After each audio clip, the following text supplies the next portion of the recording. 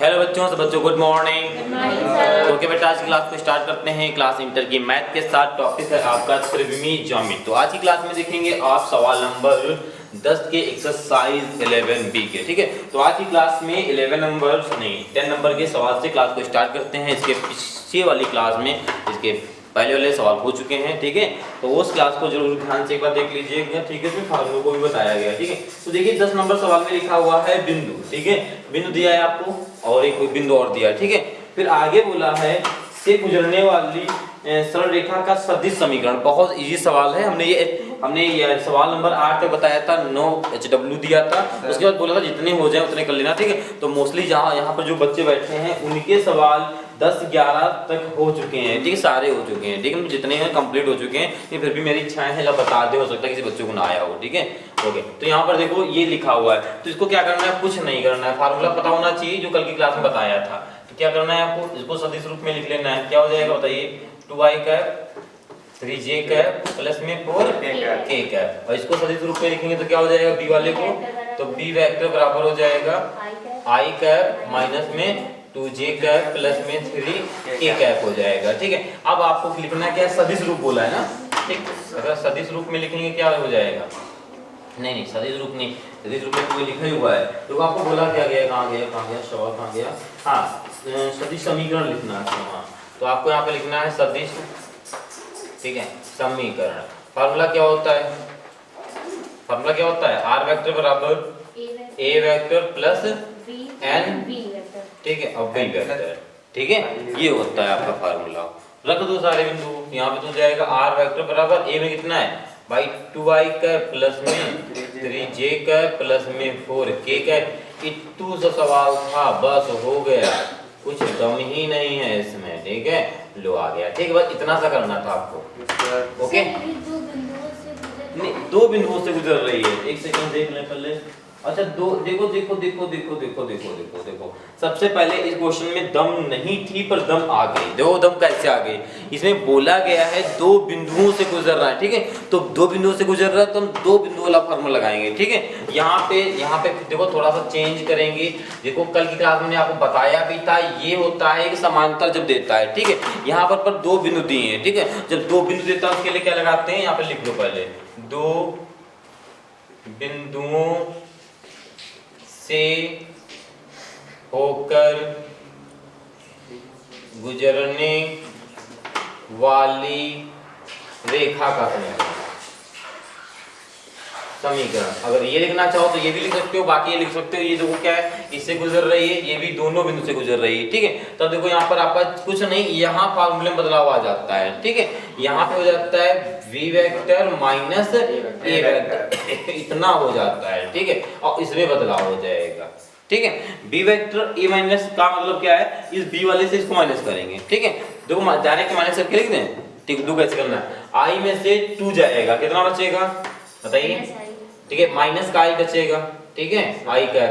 ठीक है, आगे इससे इसको घटाओगे तो क्या हो जाएगा आपका, माइनस का 5j कैप। इसको इससे घटाओ कितना हो जाएगा, माइनस का k कैप। ठीक, 1 लिखे ना लिखो। ठीक है, लिख हो गया, इतना बदलाव करना है। ठीक है, जब 2 बिंदुओं से होकर जाएगा, ठीक है, तब आपके अंदर b माइनस a वेक्टर हो जाएगा, और नहीं 2 बिंदु से होकर जाएगा, कल की क्लास में बताया भी तब तो नॉर्मली सॉल्व हो जाएगा। ठीक है, सिर्फ b वेक्टर रहेगा। ठीक है, चलो ओके। अब देखो 11 नंबर सवाल। ठीक है, तो देखो 11 नंबर सवाल में क्या कह रहा है, तो 11 नंबर में भी देखो सेम कह रहा है। बिंदु दिए 2 बिंदु दिए ना, इसमें देखो 4 सवाल हैं आपके। ठीक है, तो 4 सवाल में से हम आपको एक बताएंगे, बाकी आप लोग घर से करके लाएंगे। ठीक है, क्योंकि अधिकतर बच्चों को 11 हो चुके हैं तो सिंपल से बात कर लोगे। ठीक है, और सेम सवाल है, जैसे 10 नंबर है वैसे आपका 11 नंबर है। इसमें भी 2 बिंदु दिए हैं और आपको यही फार्मूला रखना है। ठीक है, अच्छा बताओ इसमें 11 से चारों में से कौन सा बताते हैं, आप लोग लगा के लाए हैं। अच्छा लग रहा हो जो बताने वाला लायक हो, थोड़ा सा कठिन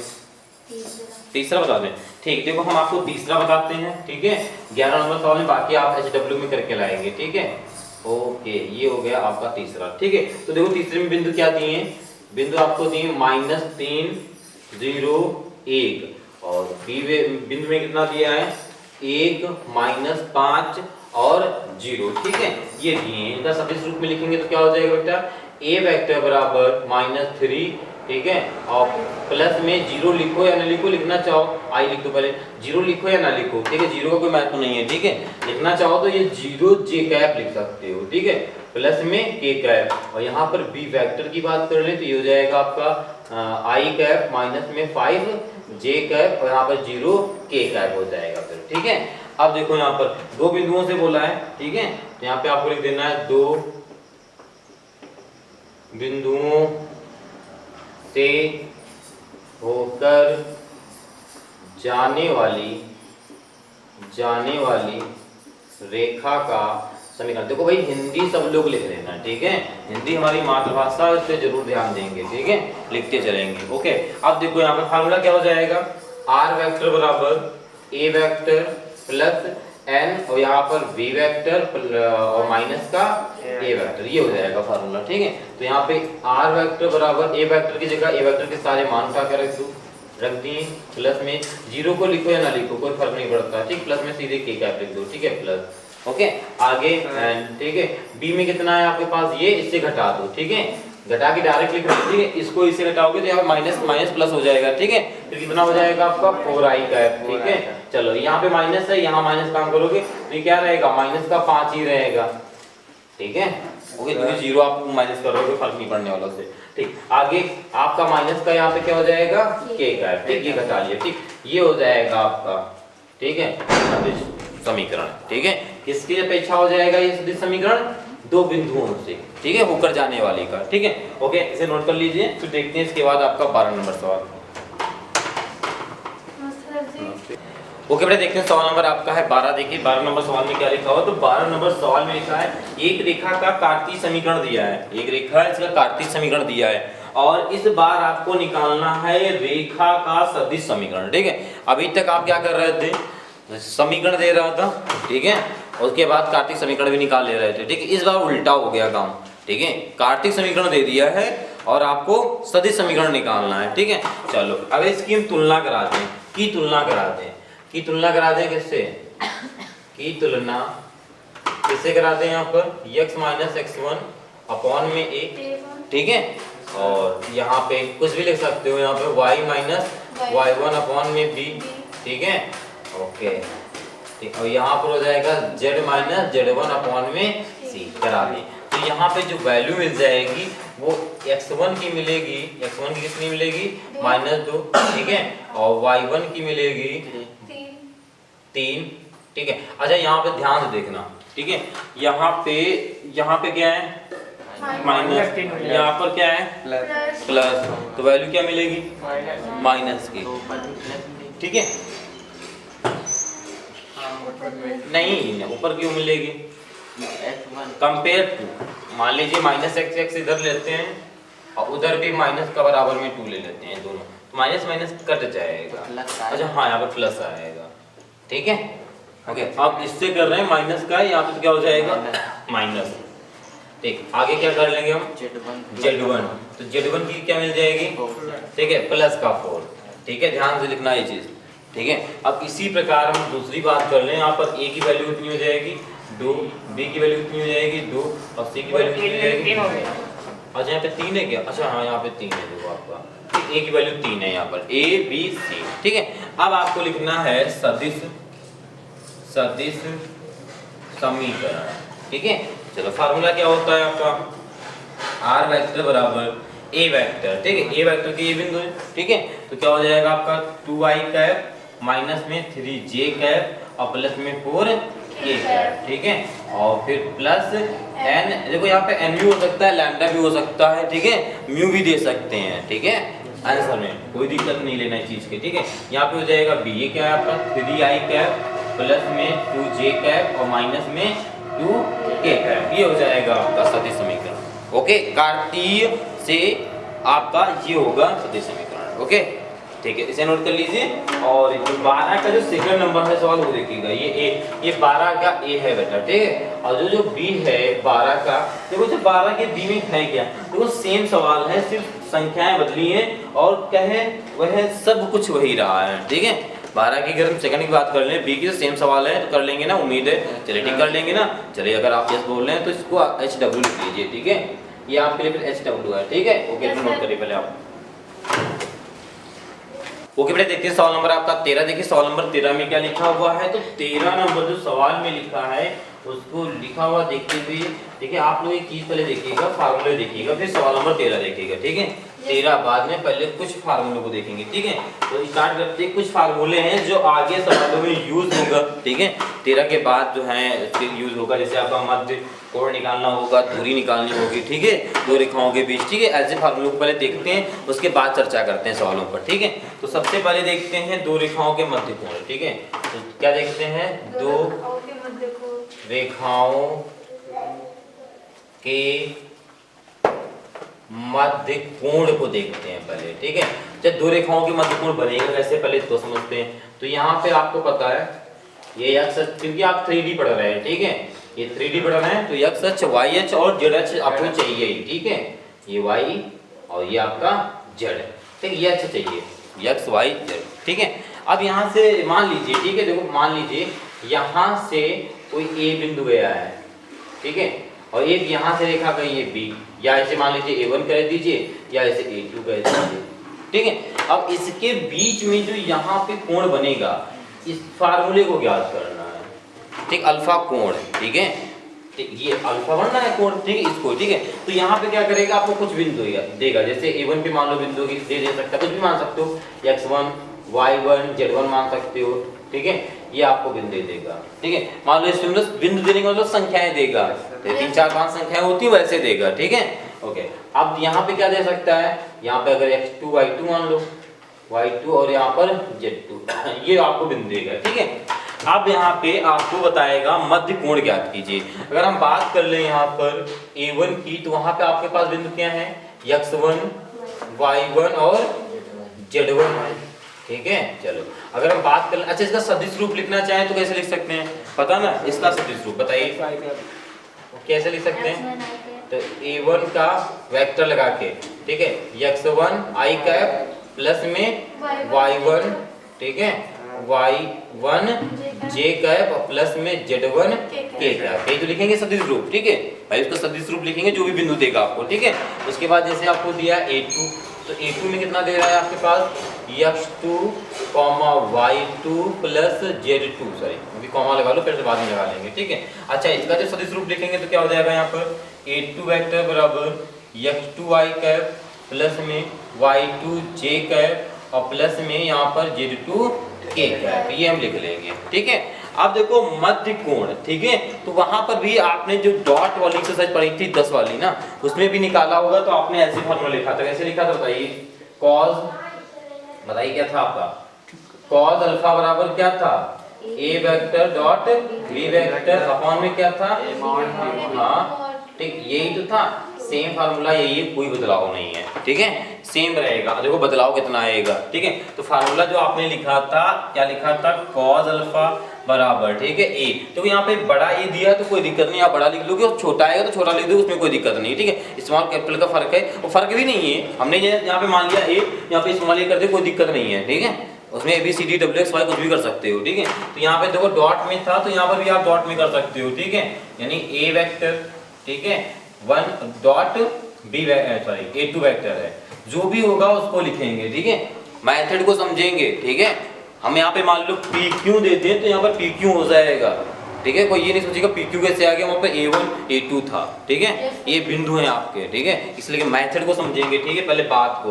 और नीचे से क्या होता है, मापांक में होता है, यानी हम कह सकते हैं A1 का मापांक रहेगा और A2 का रहेगा, ठीक है, ये रहेगा। बस कंडीशन ये होती है इसमें दो रेखाओं के मध्य कोण निकालने की, कि इसका पूरे का मापांक निकालते हैं, यानी इसका जो आंसर आएगा वो माइनस में नहीं आएगा। मान लो इसका कुछ नहीं रीजन है, इसका इतना है, जो भी हम संख्याओं को सॉल्व करेंगे तो अगर प्लस आ रहा है तो ठीक है, अगर माइनस आ रहा है तो बाहर जब निकलेगी तो वो प्लस में निकलेगी, ठीक है, ये चीज सबको पता होगा, ठीक। चलो अब जैसे यहाँ पे रखते हैं बिंदुओं को, तो क्या हो जाएगा यहाँ पर, कॉस अल्फा बराबर A1 में कितना है आपके पास, x1 i कैप प्लस में y1 j कैप प्लस में z1 k कैप, ठीक है, चलो डॉट, और इसमें कितना है A2 में x2 i कैप प्लस में y2 j कैप और प्लस में z2 k कैप, ठीक। नीचे, अच्छा नीचे क्या है, इसका ये लिखेंगे ना हम लोग रूट के अंदर, ठीक है, ये तो लिखेंगे, यानी x1 का स्क्वायर प्लस y1 का स्क्वायर प्लस z1 का स्क्वायर, ठीक है। उसके बाद इसका मापांक लिख देंगे a2 का, तो a2 का क्या है आपके पास x2 का स्क्वायर, ठीक है, प्लस y2 का स्क्वायर प्लस में z2 का स्क्वायर, ठीक है, ये लिखेंगे। ये फार्मूला बनना, ध्यान से देखिएगा, फार्मूला समझ में आ जाएगा तभी सवाल अच्छे समझ में आएंगे, ठीक है, और अच्छे से आएंगे तो समझ में तब भी, ठीक है। अब देखो यहाँ पे क्या कर सकते हैं, इसका गुणा करा देंगे तो क्या हो जाएगा यहाँ पर cos अल्फा बराबर इसका इससे गुणा कराएंगे तो क्या होगा बताइए। हाँ वेरी गुड, x1 x2 हो जाएगा, इसका इससे गुणा कराएंगे ना, गुणा तो करना आते हुए आप पढ़ ही चुके हो आराम से, कोई दिक्कत नहीं है, ठीक है। हाँ z1 z2 हो जाएगा, नीचे जो का त्यों लिख देंगे, ठीक है, x1 का स्क्वायर। बाकी जो सवाल करेंगे तब जो का त्यों नहीं लिखेंगे भैया, जो संख्या देंगे उसको कवर करा देंगे, है ना, ठीक है। तो उससे नहीं परेशान होना, घबराना, ठीक है। सवाल है, सवाल को करना पड़ता है, जितनी प्रैक्टिस करोगे उतने अच्छे से आएंगे, ठीक है। और प्रैक्टिस करना आपका काम है, ठीक। ये हो गया, ऐसा में ये फार्मूला बन जाएगा, ठीक। अच्छा आप देखो, अच्छा यहीं पर इसी सवाल में मध्य कोण, देखो यहाँ पर हम मध्य कोण की बात कर रहे हैं, ठीक है, मध्य कोण बोल देगा, ठीक है। जैसे अभी देखो यहाँ पे कोई कोण दिया है, ये डिसाइड नहीं किया है कि कितने एंगल का कोण है, दो रेखाएं निकली ऐसे से भाई 30 50 40 60, मतलब कुछ भी बन सकता है, पर 90 नहीं बनेगा, मतलब ना न्यून कोण ही कुछ भी बन सकता है, मान लो उसने डिसाइड कर लिया, ठीक है। दो रेखाओं के मध्य कोण जो होगा वो लंब होगा, दो रेखाओं क्या होंगी, परस्पर लंब होंगी। अगर डिसाइड कर लिया उसने दो रेखा परस्पर लंब है, अगर लंब है तब आप क्या करोगे, तब आपको पता है जब लंब होती हैं तो क्या होता है, जो अल्फा कोण होता है, जैसे अभी यहाँ पे अल्फा बनना, तो अल्फा बराबर कितना बनेगा भैया, 90 बनेगा, ठीक है, 90 डिग्री का बनेगा, ठीक। अगर ये 90 बनेगा तो बात को समझना, तो cos अल्फा यानी 90 हो जाएगा यहाँ पर, भाई यहाँ पे cos अल्फा यानी 90 हो जाएगा, और 90 का मान कितना होता है, शून्य होता है, ठीक। तो यहाँ पे रखेंगे हम लोग शून्य, बात को समझिएगा भाई, इस सवाल को सॉल्व किया, यहाँ पे शून्य रखेंगे, चलो ये बात शून्य रखते हैं, तो बराबर में क्या आएगा, ये पूरा नीचे आएगा, ठीक है। देखो समझ लो, ये क्या आएगा, बराबर में पूरा आएगा। उसके बाद इसका तिर्यक ऐसे गुणा कराओगे जीरो में तो आपका आएगा कैसे, तो आपका सिर्फ यही तो आएगा, x1 x2 plus y1 y2 plus z1 z2। समझे या नहीं समझे इस चीज को, नीचे है इसका तिर्यक गुणा करा देंगे, जो जीरो रखोगे यहाँ पे तो जीरो जाएगा। अब से समझ में आया पक्का, ठीक है। तो दो रेखाओं पर जब परस्पर लंब होगा तब आपके लिए फार्मूला ये लगेगा, x1 x2 plus y1 y2 plus z1 z2, ठीक। अगर लंब हो सकती हैं तो परस्पर समांतर भी हो सकती हैं। अगर आपसे बात करते दो रेखाएं क्या है, परस्पर समांतर, अच्छा समांतर कह दे, ठीक है, तो क्या हो जाएगा, अल्फा का मान 0 डिग्री हो जाएगा भाई, उसी रेखा पर बन नहीं है, ठीक है, तो समांतर नहीं 0 हो जाएगा भाई। तो इस वाले में क्या था, इस वाले में ऐसे बनेगा कोण, ठीक है, इस वाले इसी रेखा पर इसी पे फिर से समांतर हो रहा है, ठीक है। तो क्या हो जाएगा, cos अल्फा बराबर 0 हो जाएगा। आप पता है जब अगर हम यहाँ पे 0 डिग्री रखेंगे तो cos 0 का मान होता है वो 1 आता है, ठीक है। चलो तो यहाँ 1 रखेंगे, इस सवाल को पूरा करेंगे, ठीक है। तो यहाँ पर हो गया 1 बराबर, यहाँ पर x1 x2 और प्लस में y1 y2 और प्लस में z1 z2, और नीचे जो भी लिखा है उसको लिख दो, क्या लिखा है, मापांक में x1 का स्क्वायर प्लस y1 का स्क्वायर प्लस, और यहाँ पे है आपका z1 का स्क्वायर, और यहाँ पे हो जाएगा आपका x2 का स्क्वायर प्लस y2 का स्क्वायर प्लस z2 का स्क्वायर, ये हो जाएगा, ठीक है। अब इसका माथा पच्ची करेंगे, जब गुणा भाग कराएंगे वर्ग घटाने के लिए, दुनिया मतलब वर्ग सब कुछ करेंगे, तब आपका कुल मिला के जो आंसर यहाँ पे आएगा, ठीक है, वो देखो क्या आ जाएगा, यहाँ पे आ जाएगा x1, ठीक है, अपॉन में x2 बराबर, ठीक है, y1 अपॉन में y2 बराबर z1 अपॉन में z2, ठीक है। फाइनल आपका ये आएगा जब आप पूरी मात्रा पक्की कर लेंगे, ठीक है। आप घर में ट्राई करना चाहें तो इसका गुणा भाग कर सकते हैं, ठीक है, नहीं तो ये नॉर्मली है, इससे ये याद भी हो सकता है, ठीक है। करना चाहें तो गुणा कर सकते हैं। देखो हम यूज डायरेक्ट इस फार्मूले का करेंगे, जब लंब कहेगा समांतर कहेगा तो हम इस फार्मूले का यूज करेंगे, ठीक है। और अगर आपसे सिर्फ मध्य कोण बोलेगा, डिग्री नहीं देगा, मतलब लंब है क्या है, तो हम इस फार्मूले का यूज कर लेंगे, ठीक है, ओके, ठीक है। इतना नोट कर लीजिए, फिर देखते हैं आगे से कुछ और फार्मूले देखते हैं, फिर एक्सरसाइज को स्टार्ट करते हैं, ठीक है। देखो कुछ और फार्मूले देखते हैं, जैसे देखो आपको दे देगा दो कार्तीय समीकरण दे देगा। जैसे दो कार्तीय समीकरण दे देगा तब क्या करोगे, वैसे कार्तीय रूप में के समीकरण को भी समझते हैं। देखो आपको कार्तीय रूप की बात कर रहे हैं अगर हम, तो दो दे देगा, ठीक है। जैसे अभी आपने जो फार्मूला लिखा था ऐसे दे सकता x1 मतलब कोई भी फार्मूला लिख सकते हो, कोई दिक्कत नहीं है, ठीक है। हाँ यहाँ पे कोई भी फार्मूला लिख सकते हो। यहाँ पे अच्छा y, यहाँ पे y माइनस y1 कर दो, यहाँ पर a b1 कर दो, या a2 कर दो, b2 कर दो, कुछ भी कर सकते हो, ठीक है। मतलब b2 कर दो बराबर यहाँ z1 माइनस z2, यहाँ पर b7 कर दो, ठीक है। ये एक समीकरण देगा, एक और समीकरण ऐसे देगा, मतलब दो देगा। लेकिन यहाँ पे जैसे हमने यहाँ पे ये जो लिखा है यहाँ पे आपको संख्या दे देगा, ठीक है। तो यहाँ पे दूसरा समीकरण लिख लेते हैं x, यहाँ पे x1 कर लेते हैं, यहाँ x2 कर लेते हैं, वहाँ 1 है यहाँ पे 2 बदल लेते हैं क्योंकि संख्या बदल के देगा, ठीक है। तो यहाँ पे हम लोग क्या करते हैं a2 कर लेते हैं, यहाँ पे y माइनस y2 करते हैं तो यहाँ पर v2 कर लेते हैं, ठीक है। यहाँ पर z माइनस z2 करते हैं तो यहाँ पर c2, मतलब दो समीकरण देगा। पहले बात को समझिएगा, ठीक है। आपको दो समीकरण देगा, एक ये देगा, एक किस रूप में देगा, कार्तीय रूप में, ठीक है, सवाल में, ठीक है। और सवाल नंबर 19 है भी आपके पास, अगर देखना चाहो तो एक बार देख सकते हो बुक में खोल के, ठीक है, ठीक है। वो देखना चाहो देख सकते हो। इस प्रकार से आपको देखो समीकरण देगा, ठीक है। अब पूछेगा, देखो आगे लिखा क्या है, मध्य कोण, यही तो बोलेगा। तो इनके बीच का मध्य कोण कैसे, देखो आपके बुक में मध्य कोण, सब लोग अगर देखना चाहो तो बुक में देख सकते हो, बाकी कोई दिक्कत नहीं, अभी चाहे पढ़ सकते हो। बाकी जिसके पास ये बुक नहीं है, जब मम्मी हम लोग सॉल्व बताएंगे तो लगा देंगे, ठीक है, बोर्ड पे, तब देख लेना, ठीक है। सेम ऐसे लिखा होगा, सिर्फ यहाँ पे संख्याएं लिखी होंगी और कुछ नहीं होगा, ठीक है। हाँ ओके, आप देखो यहाँ पर कैसे निकालते हैं, ठीक है। तो यहाँ पे देखो इसका अधिक अनुपात लिखते हैं, इसका, ठीक है, और इसका अधिक अनुपात लिखते हैं। जो भी नीचे संख्याएं हमारी होती हैं तो कैसे लिखते हैं, जैसे यहाँ पर जो भी संख्या लिखी होंगी तो इसको कर लेना a बराबर मान लेना इसको, ठीक है। तो यहाँ पर हो जाएगा a1, अगर बिंदु मान लोगे, कॉमा b1 कॉमा c1, मतलब संख्या दी होंगी, आप कुछ भी मान सकते हो, ठीक है। और यहाँ पे क्या हो सकता है, इसको पूरा b मान लेना, ठीक है। तो यहाँ पे हो जाएगा आपका a2 और b2 और c2, ऐसे बिंदु को। अच्छा इसका सदिश रूप लिख दोगे तो ऐसे लिख दोगे, अगर सदिश रूप लिखोगे तो ऐसे लिखोगे ना, आपको a वेक्टर बराबर a1, ठीक है, i कैप प्लस में b1 j कैप प्लस में c1 k कैप, ठीक है। और इसका लिखोगे तो कैसे लिखोगे बेटा, p वेक्टर बराबर a2i कैप प्लस में b2 j कैप प्लस में c2 k कैप, ऐसे लिख दोगे, ठीक है। अब देखो फार्मूला जैसे भी सेम बनाया था वैसे करना है आपको। यहाँ पर फार्मूला मध्य कोण a वेक्टर डॉट, ठीक है। और यहाँ पे जो फार्मूला अभी तक जितने भी यूनिट पढ़े हैं उसमें सेम फार्मूला रहा है, कोई कंफ्यूजन नहीं है, ठीक है। ये जो फार्मूला रहा है अभी तक, सिर्फ एक चीज लगाते हैं इसमें चलना, ठीक है। हाँ पूरे का मॉडल, ओके। अच्छा चलो अब सॉल्व कर लेते हैं। बस इस चीज का ध्यान देना है, ऊपर वाले डिजिट से जो यहाँ देगा उससे हमें कोई मतलब नहीं है, नीचे वालों को लिखना है, इसको a मान लेना है, नीचे वाले को b मान लेना है। हाँ जो बिंदु देगा, यहाँ पे जो संख्या देगा 3 4 2 -5 6 जो भी दे सकता है, ठीक है। देखो अभी 19 नंबर सॉल्व में कुछ संख्या दे रहा है, ऊपर दे रहा है, उससे कोई मतलब है, नीचे नीचे जो दे रहा है 19 संख्याओं का हम यूज कर लेंगे, ठीक है। चलो अभी सॉल्व बताएंगे, समझ में आएगा, फार्मूले को नोट कर लो, ठीक है, कोई दिक्कत नहीं है। फार्मूला लिख लो, सवाल हम जो बताएंगे आपको समझ में आएगा, ठीक है।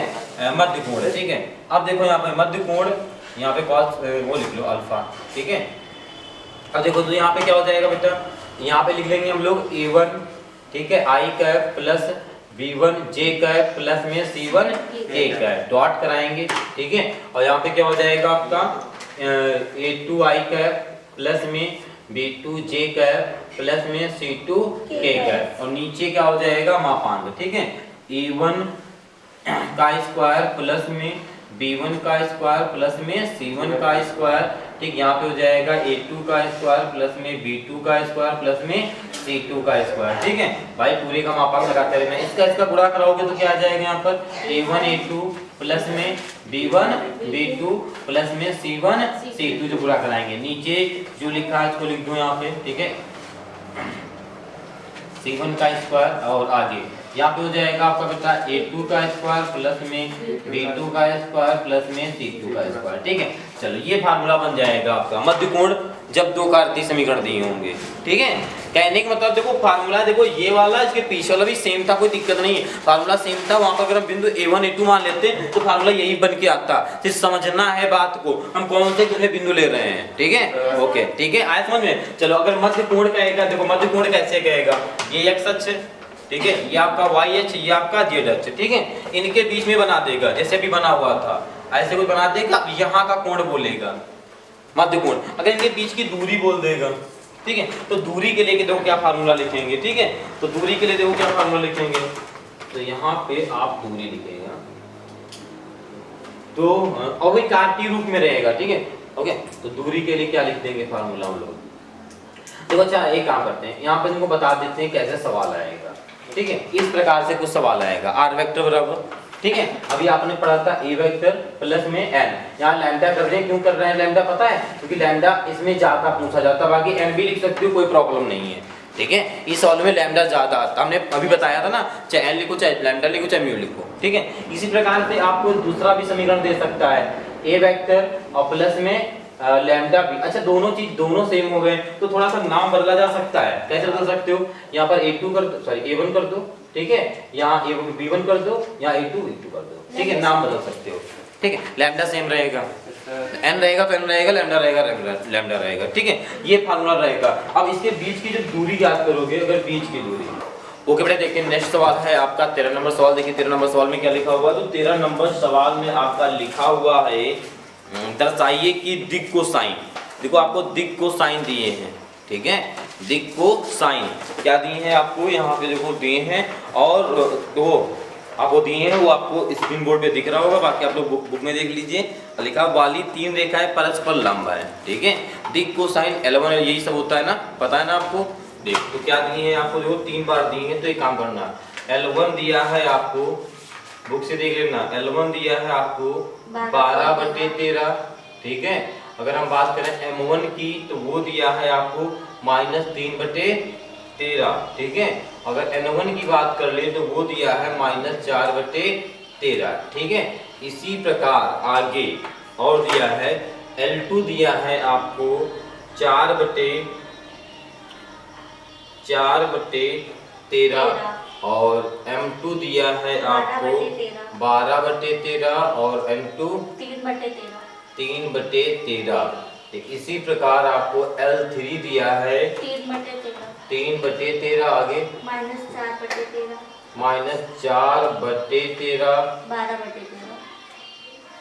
12/13 N3। ठीक है, देखो ये दिया है। ठीक है, ओके, अब तीनों रेखाएं एक रेखा पर ये है, एक रेखा पर एक है, और तीनों रेखाएं परस्पर लंब हैं। ठीक है, तो लंब के लिए जो फार्मूला होता है, अगर हम इसकी बात कर रहे हैं, ठीक है, तो क्या होता है फार्मूला लंब के लिए। अच्छा एक काम यहाँ पे कर सकते थे आप लोग, इसके पहले अगर लिखना चाहो देखो, इसके पहले देखो ये लिख सकते हो, जैसे कि आपको सवाल जो दिया है उसको लिख सकते हो, इसको नाम दे सकते हो, ये AB है। ठीक है, ये ऐसे लिख लो, देखो ऐसे, ये आपको A वाला बिंदु आपको ये दिया है, B वाला ये है, C वाला ये है, अगर लिखना चाहो तो, नहीं तो कोई दिक्कत नहीं। ठीक है, आप देखो यहाँ पर करेंगे तो क्या होता है फार्मूला L1। ठीक है, और बताइए क्या होता है L2 प्लस में M1 M2 प्लस में N1 N2 बराबर 0। ठीक है, ये फार्मूला होता है। L1 की जगह कितना है, किसको रखेंगे 12/13। ठीक है, इनटू में L2 में कितना है 4/13 प्लस M1 में कितना है आपके -3/13 और M2 में है आपका 12/13। ठीक है, गुणे में लिखना है, प्लस N1 में है -4/13। ओके, और यहाँ पर है 3/13। ठीक है, अब इसको सॉल्व कर लो, कितना हो जाएगा, तो 12 चौक 48 हो जाएगा, और 13 का वर्ग कितना होता है 169। ठीक है, ये लिख देंगे। ठीक है, आगे प्लस माइनस 12 तिया 36, यहाँ पर भी यही आ जाएगा। ठीक है, प्लस 4 तिया 12 प्लस माइनस यहाँ पर माइनस ये 13। ठीक है, अब देखो यहाँ पर 169, हाँ यहाँ पे मल्टीपल होगा। ठीक है, आप ध्यान से देखो ऐसा क्या कर सकते हैं, सबके देखो आधार सबके सेम है। ठीक है, तो देखो यहाँ पर ये 48, ठीक है 169 माइनस माइनस जुड़ता है, आपको पता है। ठीक है, तो ये हो जाएगा माइनस का 48/169। या आप एलसीएम लेकर कर लेना, ठीक है। जब आधार समान होते हैं तो डायरेक्ट जोड़ सकते हो, ठीक है। ये कट जाएगा, बराबर में क्या था 0, बराबर में 0, 0 बराबर 0, ठीक। तो यहाँ लिख दोगे अतः, ठीक है, अतः क्या नाम दे सकते थे हम लोग, चलो लिख दो यहाँ पर, जैसे मजा लिखने मजा नहीं आएगी, ठीक है। लिख लो a बराबर 12/13 माइनस 3/13 और क्या आपके पास माइनस 4/13, पूरा सवाल लिख लो, ठीक है। और b में कितना दिया है 4/13, ठीक है, और क्या है 12/13 और 3/13, ठीक है। और c में कितना है आपके पास, c की बात कर लें तो है आपके पास 3/13 और माइनस 4/13 और 12/13, ठीक है। ये लिख लेना, ठीक है। तब वहां से L1 L2 M1 M2 सब निकालना, ठीक है। अब यहाँ पर जो AB की बात कर रहे थे, ठीक है। अब तो यहाँ पे क्या है, अतः A पर B लंब है, ठीक है, लंब, ठीक, ये लिख देना, ठीक है। आगे नेक्स्ट देखो आगे क्या करेंगे, ठीक है। अब देखो आगे क्या करेंगे, AB निकला है, अब क्या निकालेंगे BC, ठीक है। BC, तो BC के लिए, ठीक, ये किसके लिए था आपका AB के लिए, AB के लिए परस्पर लंब, परस्पर लंब, ठीक है। तो ये BC के लिए परस्पर लंब है, ठीक है। चलो निकालते हैं। अब देखो यहाँ पे क्या हो जाएगा BC, तो ये फार्मूला क्या बनेगा L2, ठीक है, L2 L3 plus M2 M3 plus N2 N3 equal 0, ठीक है। तो L2 में दिया है आपको 4/13 इंटू L3 में दिया है 3/13 प्लस M2 में दिया है 12/13 और M2 में दिया है माइनस 4/13 प्लस N2 में दिया है आपको 3/13 और N3 में दिया है 12/13 बराबर 0, ठीक है। ओके, अब देखो क्या करना है, 12 4 दिया 12, इसका गुणा कराएंगे तो आता जाएगा, यहाँ प्लस माइनस माइनस हो जाएगा, ठीक है। 12 चौक 48, ठीक है, और 12 तिया 36, ठीक है, और ये 59। अब देखो क्या कर सकते हैं इसमें से, तो इसमें से इसको जब घटा दोगे तो आपका ये मिल जाएगा माइनस का 36, ठीक है, और यहाँ पर प्लस का 36 और बराबर में क्या है 0 यहाँ से, ठीक है। तो ये कट जाएगा 0 बराबर 0, ठीक है। तो आपका हो जाएगा अतः, ठीक है, अतः B लंब C, ये लंब लिखा हुआ है, ठीक। अब किसके लिए निकालेंगे आप CA के लिए, ठीक है, CA के लिए परस्पर लंब, ठीक। ये वाला निकाल लेंगे क्या, ये निकाल लेंगे आप लोग, ठीक है भाई। फार्मूला क्या, फार्मूला लिख देते हैं। फार्मूला क्या हो जाएगा यहाँ पर आपका, जो L3 L1 हो जाएगा, ठीक है, ये जो फार्मूला बनेगा, ठीक है। और प्लस में क्या हो जाएगा आपका M2 M3 M1 और आगे हो जाएगा आपका N3 N1, ठीक, बराबर 0। सारे रखेंगे और करेंगे और आपका 0 आएगा, ठीक है। ओके से नोट कर लीजिए, फिर देखते हैं इसका नेक्स्ट सवाल आपका।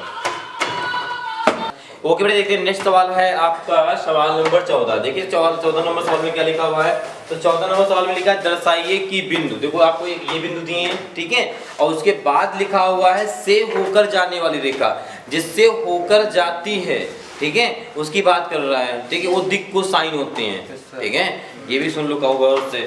उसके बाद लिखा है आगे फिर वही दिया, फिर होकर जाने वाली, फिर आपको लंब करके बताना है, ठीक है। तो दिक् को साइन दिए, इससे पहले दिक् अनुपात निकाल लो, क्योंकि जो फार्मूला होता है वो दिक् अनुपात में होता है, ठीक है। उस दिक् अनुपात निकालेंगे तो किसके लिए निकालेंगे ए बी के लिए बिंदु भी लिख दो, बिंदु ए बी के लिए दिक् अनुपात। अच्छा कैसे निकालते हैं, A1 निकालेंगे, फार्मूला क्या होता है इसके लिए x2 माइनस x1 होता है, ठीक है। तो 2 में कितना है 3 में से 3 माइनस 1 कितना आ जाएगा आपका 2, ठीक है। अगर A2 निकालेंगे तो क्या हो जाएगा यहाँ पर y2 माइनस y1, 4 माइनस 1 तो प्लस 1 हो जाएगा, तो यहाँ पर आ जाएगा आपका 5, ठीक है। यहाँ निकालेंगे आगे A3, ठीक है, ओके, ठीक है, ओके। या एक काम कर लो, यहाँ पे ABC नाम दे दो, ABC दे दो, ज़्यादा सही रहेगा, यहाँ पे A1 कर दो, B1 कर दो, आगे ज़्यादा कर ले जाओ, A1 B1 C1, ठीक है। आगे कर लेना, बाकी नामकरण कैसे भी कर सकते हो, उसमें कोई दिक्कत नहीं, ठीक है। यहाँ क्या हो जाएगा Z2 माइनस Z1, तो यहाँ पे हो जाएगा माइनस का 2 माइनस का 1 बराबर माइनस का 3, ठीक है। इसी प्रकार कहाँ पे ये माइनस 2, ठीक है, यहाँ माइनस कर रहे हैं, ये माइनस नहीं Z1 Z2 माइनस Z1, हाँ Z1 क्या Z2 कितना है 2, माइनस का 2, हाँ ठीक है, माइनस 2 और Z1 प्लस का 1, अच्छा ये 2 है, ये 2 है, यहाँ थे ये आपका प्लस 2, तो ये हो जाएगा आपका कितना 4 हो जाएगा, ठीक, माइनस का, ओके, ठीक, गुड। आगे इसके निकालेंगे, किसके निकालेंगे, बिंदु CD के लिए दिक् अनुपात क्या हो जाएंगे यहाँ पर, तो A2 निकालेंगे तो वो निकल के आएगा x2 माइनस x1, कितना हो जाएगा आपका 2, तो ये हो जाएगा आपका 3 माइनस 0 बराबर 3 आ जाएगा। अब यहाँ पर निकालेंगे B2, ठीक है, B2 निकालेंगे तो ये निकल के क्या आ जाएगा आपका y2 माइनस y1, कितना निकल के आएगा 5 माइनस 3, तो यहाँ पे निकल के आएगा 2। अब निकालेंगे हम यहाँ पर C2, ये हो जाएगा आपका Z2 माइनस Z1, 6 माइनस 2 यानी 4 आ जाएगा, ठीक है। ये दिक् अनुपात निकल आएंगे, ठीक है। अब फार्मूला क्या होता है लंब के लिए, A1 A2 प्लस में B1 B2 प्लस में C1 C2 बराबर में 0, ठीक है, ये होता है लंब के लिए फार्मूला, ठीक है। आप देखो यहाँ पर क्या हो जाएगा, तो A1 में कितना है आपके पास 2 बूढ़े, ठीक है, A2 में कितना है आपके पास 3 प्लस B1 में कितना है आपके पास 5, B2 में कितना है 2 प्लस C1 में कितना है माइनस का 4 और C2 में है प्लस का 4 बराबर 0, ठीक है, ये हो जाएगा आपका। तो यहाँ हो जाएगा 3 दूना 6 प्लस 5 दूना 10 माइनस का 4 चक्कू 16 बराबर 0, ये पूरा कट जाएगा, 16 माइनस 16 आएगा बराबर में 0, 16 से 16 कट जाएगा तो 0 बराबर 0, ठीक है, अतः लंब है, अतः लंब है, ठीक है, ओके, समझ में आया, ठीक है। इसे नोट कर लीजिए, फिर देखते हैं इसके बाद नेक्स्ट सवाल आपका। नेक्स्ट सवाल है आपका 16 नंबर। तो 16 नंबर देखिए सवाल में क्या लिखा हुआ है, तो देखिए 16 नंबर सवाल में लिखा है ये आपका, देखिए 15 नंबर जो है आपका, अभी हमने 14 बताया है, जो 15 है वो आपका HW है, ठीक है, और 15 HW है क्यों, क्योंकि बिल्कुल सेम 14 जैसा है, ठीक है, सिर्फ इसमें समांतर बोला था, तो समांतर का फार्मूला लगाएंगे, अगर नहीं आता तो आप कल क्लास में जरूर पूछेंगे, ठीक है, ओके। अब देखते हैं 16 नंबर सवाल। तो 16 नंबर सवाल में लिखा है उस रेखा का कार्तीय समीकरण ज्ञात कीजिए जो बिंदु, देखो आपको बिंदु दिया है, तो आपको देखा जाए तो 16 नंबर बिंदु दिया है -1 3 -4, ठीक है, से जाती हैं, से होकर जाती हैं। फिर आगे लिखा है एक समीकरण के समांतर है, फिर आपको कार्तीय समीकरण ज्ञात करना है। तो समांतर वाला की बात कर लें तो वो दिया है आपको x + 2/2 बराबर y - 4/3 बराबर z - 4/5, ये लिखा हुआ है, ठीक है, सवाल, ओके। आप ध्यान से देखो सवाल में, देखो हमने पहले बताया था कि जो ये कार्तीय रूप समीकरण होता है, इसमें हमने बताया था जो ये होते हैं ये दिक् अनुपात होते हैं, ठीक है, और यहाँ पर जो 2 4 -4 2 बार -4 है क्या, हाँ 2 बार -4, यहाँ पर भी, यहाँ पर जो ये लिखा हुआ है ये आपको बिंदु होते हैं जहाँ से होकर जाती है, ठीक है। चलो आप देखो ध्यान से, अगर इनको यहाँ पे रख दे पूरा कार्तीय समीकरण मिल जाएगा, ठीक है, इनको नहीं चेंज करना पड़ेगा, ठीक है, या आप इसकी तुलना करा लो, की तुलना कराओगे, किससे कराओगे यहाँ पर, x प्लस नहीं x माइनस, ठीक है, x1 में a बराबर में, ठीक है, y माइनस y1 में b, ये हो जाएगा z माइनस z1 में c से, ठीक है। तो यहाँ पर जो a का मान 2 और b की बात करें तो 3 और c की बात करें तो 5 निकल आएगा, ठीक है, ये निकल आएगा, ओके। आप देखो यहाँ पर तो कार्तीय समीकरण को अगर लिखना है तो कैसे लिख सकते हो बताइए, अब इसको लिखना चाहें अगर हम कार्तीय समीकरण रूप, ठीक है। तो फार्मूला यही बनेगा, थोड़ा सा चेंज कर देना, जिससे तुलना कराई वही मत लिखना है, ठीक है। और चाहे वही लिख देना, कोई दिक्कत नहीं है, ठीक है। थोड़ा सा चेंज कर देना यहाँ पे, तो यहाँ पे कर देना, एक काम कर देना माइनस a1/a कर देना, ठीक है, क्योंकि आपको बिंदु यहाँ के चेंज करने हैं, ठीक है। ओके a1 और यहाँ पे कर देना y माइनस, ठीक है, b1/b और बराबर में z माइनस c1/c, ठीक है।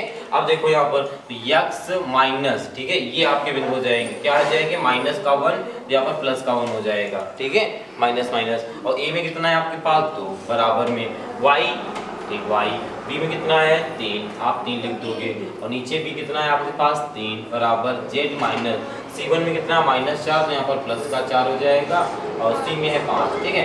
ये हो जाएगा कार्तीय समीकरण रूप, ठीक है, का समीकरण, ठीक है। अब देखो ध्यान से देखो फिर सवाल को, बिंदु अगर देगा तो बिंदु ऊपर होते हैं, ये याद रखना, ठीक है, जितने होकर जाएंगे, ठीक है। और जो समांतर रेखा का कहेगा, ठीक है, ये आपके दिगनुपाती होते हैं, ठीक है। ओके, बस ऐसे करना है सवाल, जो भी कहते हो चेंज कर सकते हो, ठीक है। ओके, इसे नोट कर लीजिए। और उसके बाद जो 16 नंबर सवाल है उसको देखिए, नहीं 16 तो हो चुका है, 17 नंबर सवाल देखो, 17 नंबर आ जाएगा यहाँ। देखो 17 नंबर सवाल में क्या लिखा हुआ है, तो 17 नंबर सवाल में लिखा है मूल बिंदु है, ये कर सकते हो भाई, ये भी कर सकते हो, ठीक है। देखो मूल बिंदु 0,0, ठीक है। उसके बाद आपका क्या हो जाएगा, दूसरा बिंदु दिया है आपको 3 - 4 1 से होकर जाने वाले सदिश और कार्तीय रूप में समीकरण। बहुत इस प्रकार से सवाल किया है, अगर आप देखो तो 8 नंबर सवाल सेम ऐसे ही, 8 नंबर तो बिल्कुल सेम है, 8 9 और इधर पलटोगे तो बहुत सारे सवाल आपको ऐसे मिल जाएंगे जो ऐसे आपने किया है, ठीक है। तो ओके, ये आपका ये भी SW0 हो जाएगा। अगर नहीं आता तो आप कल क्लास में पूछ सकते हैं, ठीक है। ओके, इतना नोट कर लीजिए, फिर देखते हैं इसके बाद 18 नंबर सवाल आपका। ओके बेटे, देखते हैं सवाल नंबर आपका 18। देखिए सवाल नंबर 18 में क्या लिखा हुआ, तो लिखा है निम्नलिखित रेखा युग्मों के मध्य कोण ज्ञात कीजिए, ठीक है। तो मध्य कोण ज्ञात करना है, ठीक है। ध्यान से देखना, जैसे फार्मूला बताया था फार्मूले के अकॉर्डिंग होगा, ठीक है। तो सबसे पहले जो ये किस फॉर्म में लिखा है पहले ध्यान से देखो, तो आपको ये कौन सा फॉर्म मिलेगा, ध्यान से देखोगे तो r vector a vector plus lambda b vector इस फॉर्म में लिखा है। अगर इसकी बात कर लें तो ये भी इसी फॉर्म में लिखा है, r वेक्टर बराबर a vector plus mu b vector, ठीक है। यहाँ पर a1 b1 a2 कर दो, क्योंकि दो बार है तो नाम कर दो, ठीक है। से तुलना करा दिया हमने, से तुलना करने का, ठीक है, से तुलना करने पर, इसको भी से तुलना करने पर,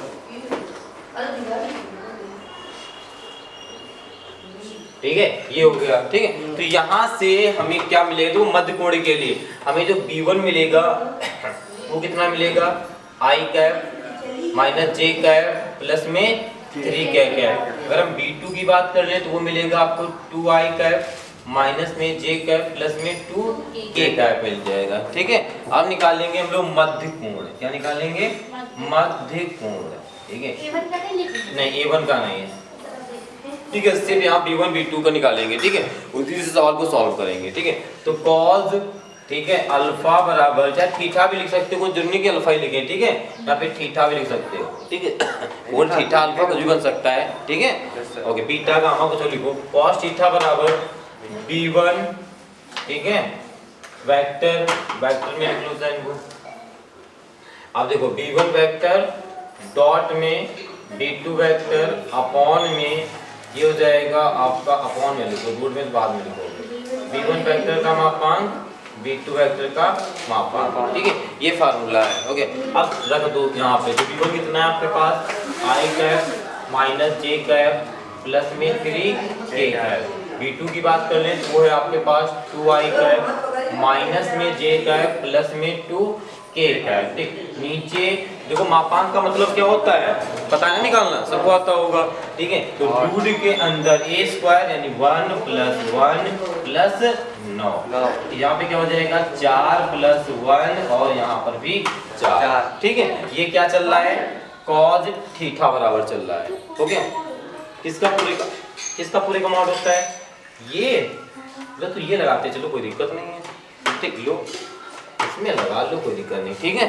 अब देखो आगे, तो यहाँ पे आ जाएगा आपका cos थीटा बराबर i का गुणा कराएंगे तो क्या आ जाएगा यहाँ पर 2, ठीक है। इसका कराएंगे तो -1, इसका कराएंगे कितना आ जाएगा आपका 3 × 6 कहाँ पे, अच्छा माइनस माइनस प्लस 1 आएगा, ठीक है, आई 2 आ जाएगा, माइनस माइनस प्लस हो जाएगा, तो ठीक है आप सही है, ठीक है। आगे देखो यहाँ पर, तो यहाँ हो जाएगा 9 10 1 11 रूट के अंदर, ठीक है, तो यहाँ पे कितना हो जाएगा 4 4 8 1 9, ठीक है, रूट के अंदर, ठीक है। चलो जोड़ दो, कितना हो जाएगा यहाँ पर, तो cos थीटा बराबर 6 7 7 2 9, ठीक है, और नीचे रूट में 11 और 3 को बाहर 9 को निकाल सकते हैं ना बाहर, 3 3 3 9 कट जाएगा, ठीक है। तो यहाँ पर जो थीटा की वैल्यू आएगी वो आएगी cos इनवर्स 3 बटे रूट में 11, ठीक है, ये आ जाएगा आपका, ओके, ठीक है, ये आपका हो जाएगा मध्य कोण, ठीक है। अब देखो ध्यान से देखो इस सवाल को आगे देखो, तो आगे जो आपका इसी का जो सेकंड नंबर है सेम ऐसे करना है, थर्ड भी सेम करना है, फोर भी सेम करना है, ठीक है, कोई कुछ नहीं, सिर्फ संख्याओं या डिजिट का खेल है, आप स्वयं करेंगे, ठीक है। नहीं आएगा तब कल क्लास पूछेंगे, लेकिन उम्मीद है आ जाना चाहिए। सिर्फ इस मेथड से करना है, यहाँ से b1 b2 निकालना, फार्मूला रखना और करना है। कैलकुलेशन जिसकी अच्छी है, जो गुणा भाग अच्छा है, जो अच्छा 7-8 अच्छे से पढ़े कैलकुलेशन वो कर लेगा, कोई दिक्कत नहीं, ठीक है, ओके, इसे नोट कर लीजिए। और बाकी 18 के सारे नंबर जो है HW है, ठीक है, ओके। ऐसा सवाल 10 नंबर 10 ओके बेटे, देखते हैं सवाल नंबर आपका नेक्स्ट है 19 नंबर। देखिए तो 19 नंबर सवाल में क्या लिखा हुआ है, तो 19 नंबर में लिखा है निम्न लिखित रेखा युग्मकों के मध्य कोण। देखो इसमें भी मध्य कोण ज्ञात करना, पर यहाँ पे आपको कार्तीय समीकरण दिया है, वहां से ज्ञात करना है, ठीक है, ओके। तो देखो कैसे निकालेंगे, तो इसकी अगर हम तुलना कराते हैं, इसकी तुलना किससे कराते हैं, x माइनस x1 अपॉन में a से, ठीक है, तो यहाँ पर हो जाएगा यहाँ पे बराबर में, ठीक है, A1 कर लो यहाँ पे, क्योंकि आगे तुलना कराना पड़ेगा, y माइनस y1 अपॉन में b1 कर लो, ठीक है, बराबर में इसकी तुलना किससे कराते हैं, z माइनस z1 अपॉन में c1 से, ठीक है, ये c1 लिखा हुआ है, ठीक। अब इसकी तुलना करने पर की तुलना लिख लेना, ठीक है, की तुलना, ठीक है। तो यहाँ पर जो बिंदु निकलेंगे, ठीक है, देखो क्या निकलेंगे, अगर हम बात कर ले यहाँ पे जो बिंदु निकलेंगे क्या निकलेंगे बताइए,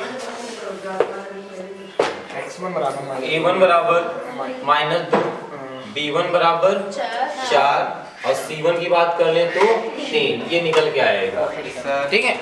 और इसकी तुलना कराते हैं, इसकी तुलना किससे कराते हैं, x माइनस x1 और नीचे आपको करा दो A2, ठीक है, ये हो जाएगा y माइनस y1 B2 कर दो, यहाँ पर z माइनस z1, यहाँ पे क्या कर दो C2 कर दो, तो यहाँ पे जो निकल के आएंगे वो ये निकल के आएंगे क्या, A2 माइनस नहीं A2 बराबर प्लस का 3, ठीक है, और B2 बराबर कितना आएगा माइनस का 2 और C2 बराबर आपका 4 आ जाएगा, ये निकल के आ जाएगा, ठीक है, ओके। देखो मध्य कोण जब हमने निकालना सिखाया था वहां पे फार्मूला देखो पहले, ठीक है, तो फार्मूले में जब हमने सॉल्व किया तो ये देखो ये निकल के जो आए हैं अनुपात निकल के आए हैं, दिक अनुपात आप लिख सकते हो, यहाँ पे लिख सकते हो पहले समीकरण के दिक अनुपात, ठीक है, और ये हो गए आपके दूसरे समीकरण के दिक अनुपात,